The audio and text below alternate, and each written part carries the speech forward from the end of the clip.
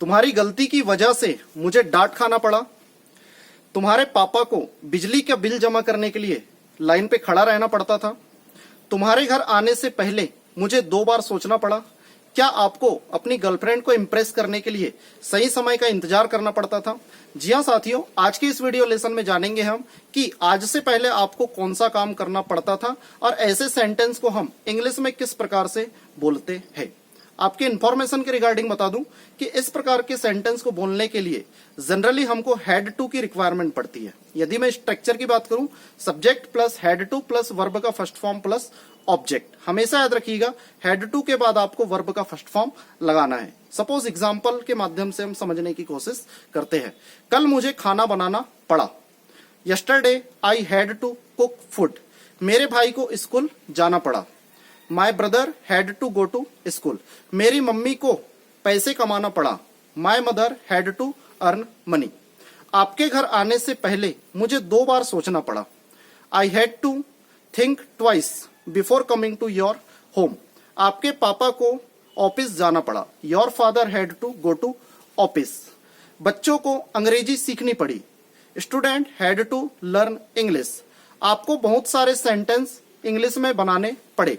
You had to make lot of sentence. इसी प्रकार से आप अपने मन से किसी भी प्रकार के एग्जाम्पल को ले करके आप इंग्लिश में उसको बना सकते हैं। जैसे कि फॉर एग्जाम्पल, आपके पापा को बिजली का बिल जमा करने के लिए लाइन में खड़ा रहना पड़ता था। Your father had to stand in line to pay electricity bill. मुझे बालाघाट जाना पड़ा। I had to go to Balaghat. मुझे आपके घर चाय पीने के लिए आना पड़ा। I had to come to your house to take tea. बच्चों को खाना खाने से पहले हाथ धोना पड़ा। बच्चों को खाना खाने से पहले हाथ धोना पड़ा। The children had to wash their hand before eating food. मुझे वीडियो बनानी पड़ी। I had to make video. मुझे कैमरे के सामने बोलना पड़ा। I had to speak in front of camera. Got it?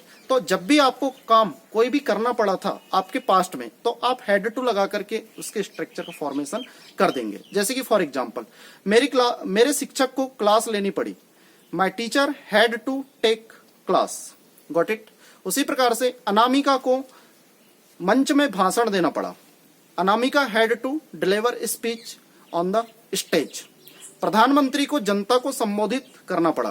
प्रधानमंत्री had to deliver speech for represent the audience. Got it? तो आपको इस प्रकार से सेंटेंस का फॉर्मेशन करना है। तो यदि हम नेगेटिव सेंटेंस की बात करें कि आपको कौन सा काम नहीं करना पड़ा, तो सो माय डियर स्टूडेंट्स, इसका जो स्ट्रक्चर होता है वो होता है subject plus did not plus have to plus object. हमेशा याद रखिएगा कि जब भी हम इसके नेगेटिव सेंटेंस का फॉर्मेशन करते हैं तो हैड टू की जगह हैव टू लग जाता है। एक बार फिर से मैं फॉर्मूला आपके सामने बोल देता हूं। Subject plus did not plus have to plus object. मुझे ऑफिस नहीं जाना पड़ा।